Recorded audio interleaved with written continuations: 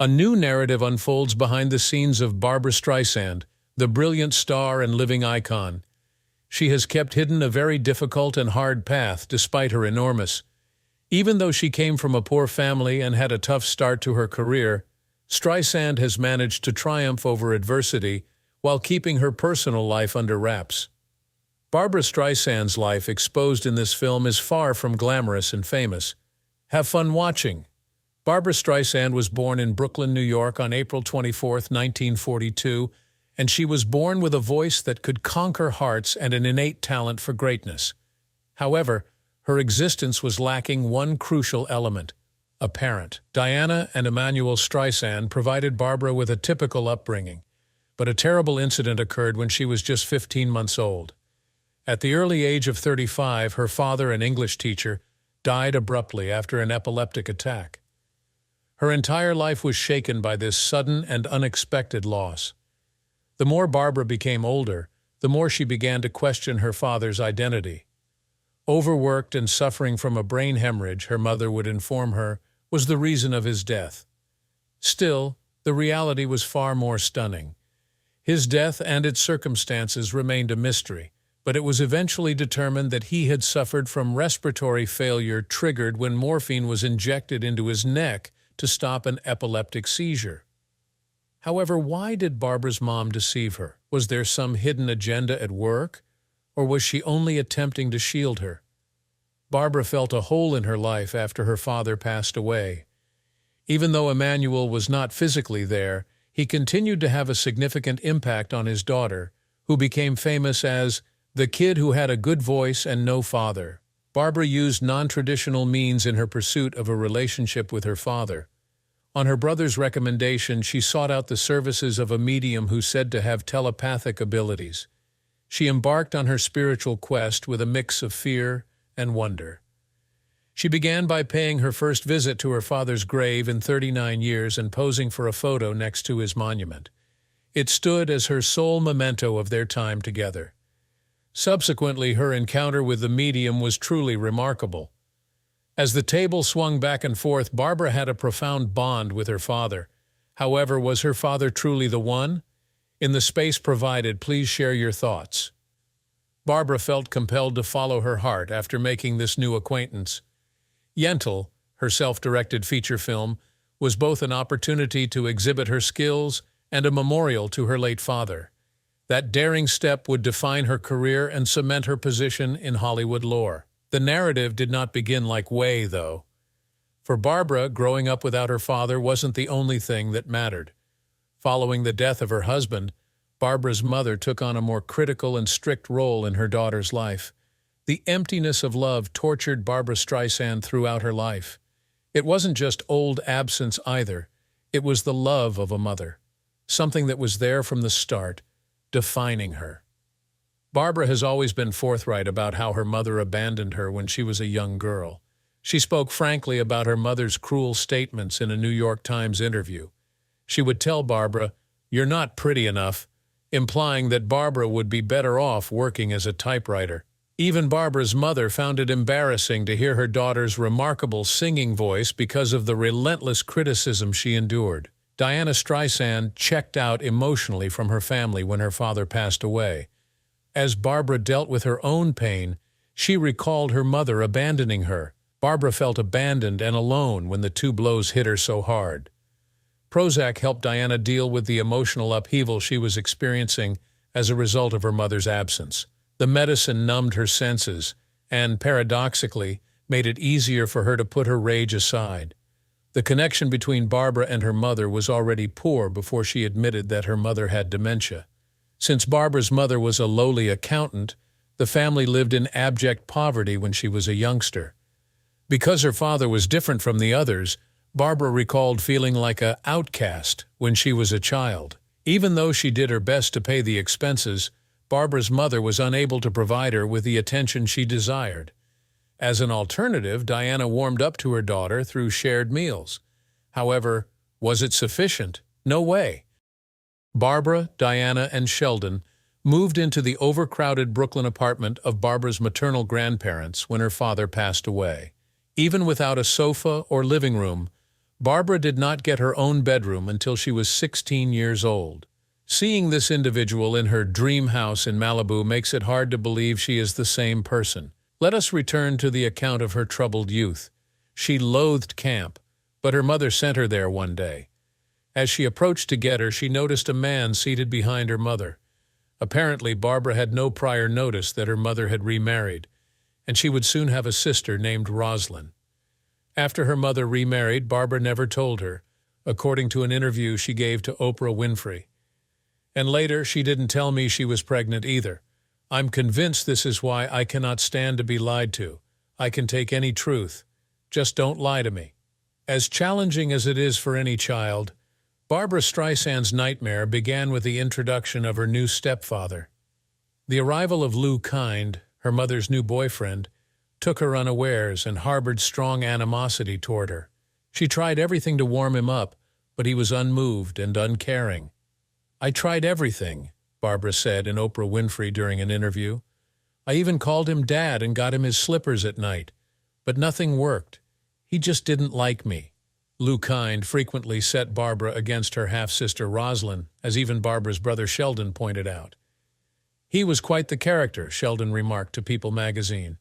"He would taunt Barbra constantly, telling her how plain she was compared to Rosalind. But there is a silver lining to every cloud, as the saying goes.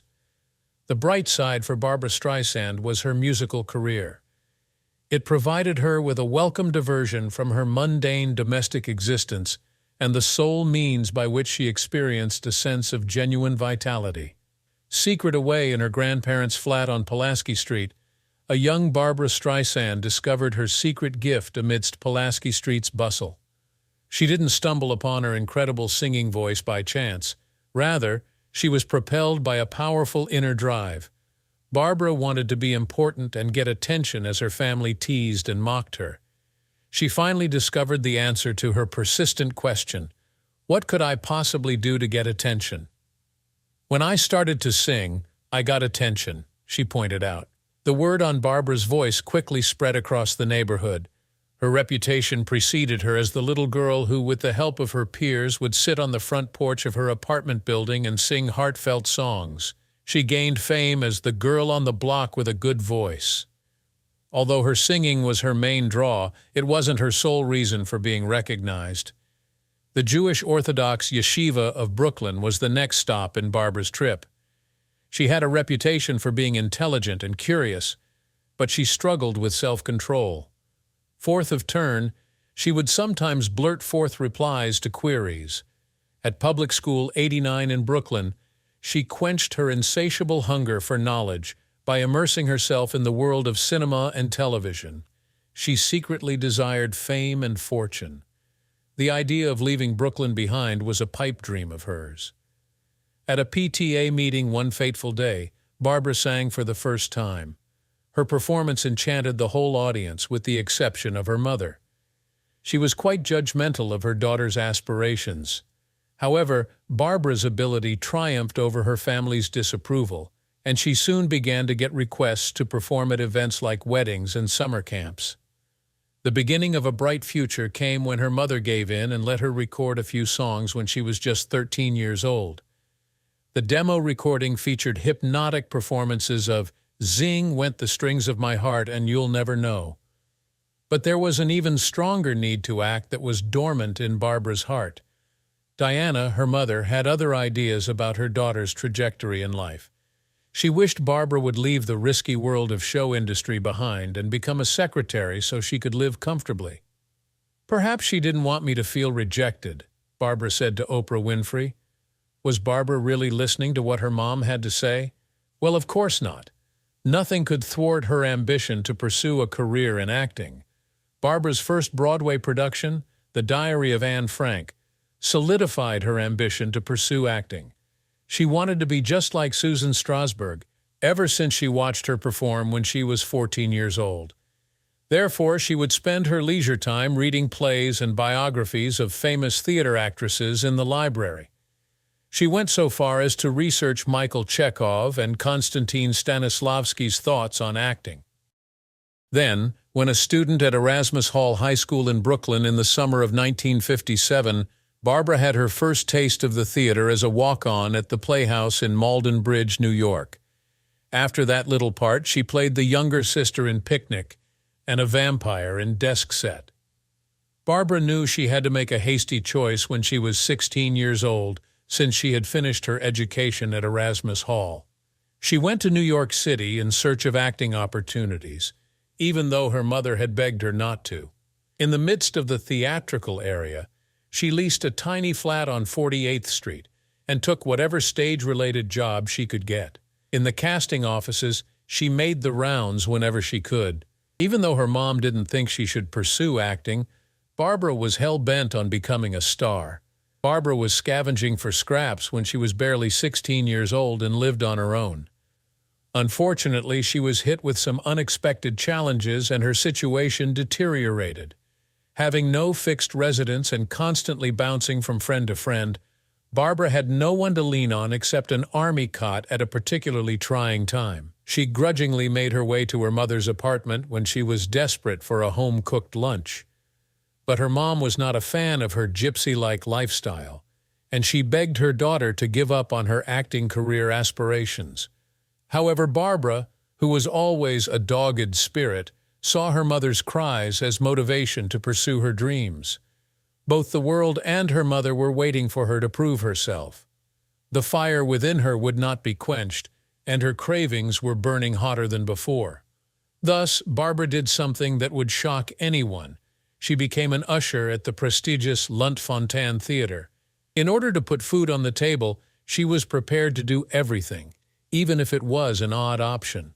She had no idea that this ordinary work would alter the trajectory of her life in such profound ways. While Barbra was at the theater, she found a chance to showcase her singing abilities. Barbra resolved to give it her all during an audition when the casting director was looking for extra vocalists. Despite being cast out of the role, the director saw her promise and encouraged her to highlight her singing skills on her resume. Never one to let her guard down, Barbra sought help from her ex-boyfriend, Barry Denon. She requested that he record her singing so that she might show it to prospective employers. Denon was just as giddy as she was when they listened to the replay, much to her surprise. It was obvious that Barbra had a remarkable ability, and her mesmerizing voice had him spellbound. Barbra took a chance and entered a talent contest at a homosexual bar in Manhattan's Greenwich Village, inspired by Denon's excitement. Even though it was socially unacceptable at the time, Barbra remained unyielding in her pursuit of her dreams. The crowd was silent when she stepped onto the stage and played 2 songs.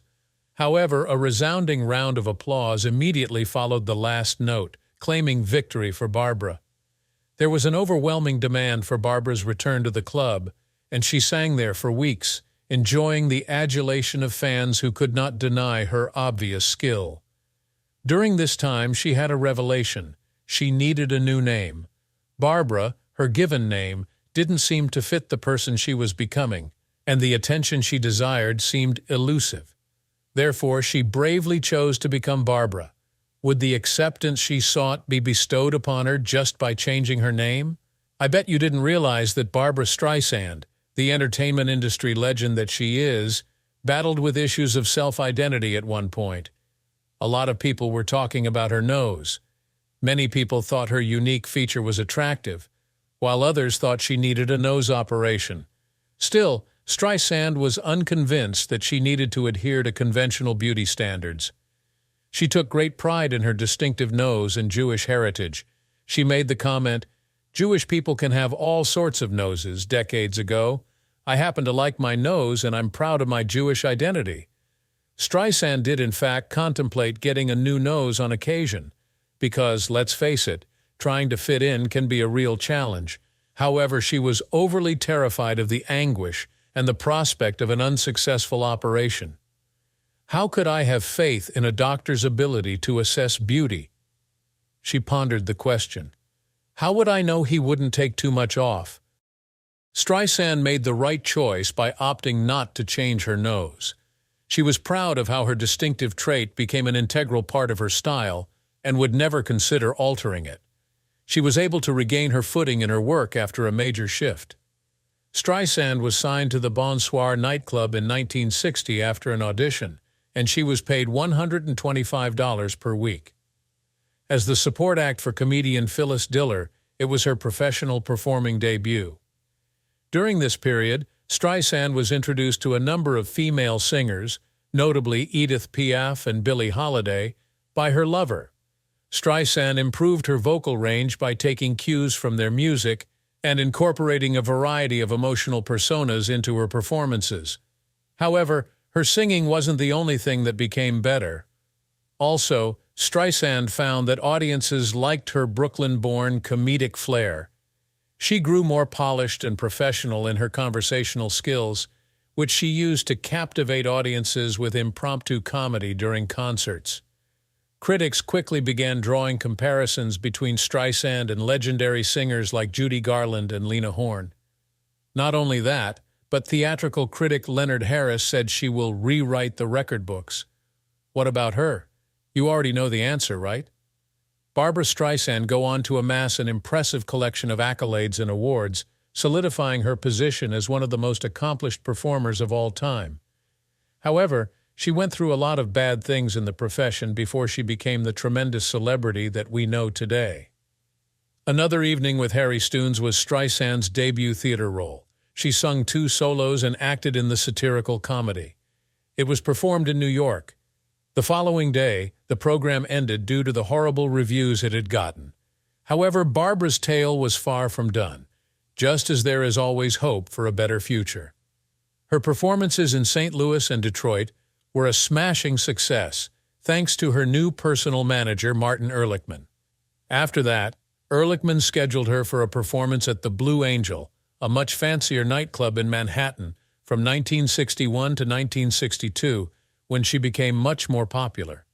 Another chapter was beginning as she reveled in the hit and the celebrity. A romantic tale. Had it been obvious to her? No way. Arthur Lawrence, a playwright and theatrical director, approached her during her performance at the Blue Angel with an audition request for his upcoming musical comedy, I Can Get It For You Wholesale. At the time, Elliot Gould was an unknown actor, and she landed the role as secretary to the leading guy, a businessman. They ended up moving in together after falling in love during dress rehearsal. The production premiered at the Schubert Theater on March 22, 1962, to enthusiastic reviews. She stopped the show cold with her performance. As far as Groucho Marx was concerned, she was extremely young to be a success on Broadway at the age of 20. Streisand was nominated for a Tony Award and won the award for Best Supporting Actress from the New York Drama Critics. An album including the show was produced from the recordings. Was her relationship stable? That was a bust, to say the least. Their son Jason was born into the world in 1966, and the couple did tie the knot in 1963. But their marriage was short-lived, and they filed for a divorce in 1971. In an interview, Gould said that Streisand had questioned him about their growing estrangement. And the answer to that is that we didn't grow together, and the reason for that was because she became more important than us, said the actor. Then I also said to her, we did great. We made it very fast, and nobody has what we have. There's you and me and our kid. Allow me to transport you to the 1960s before we continue.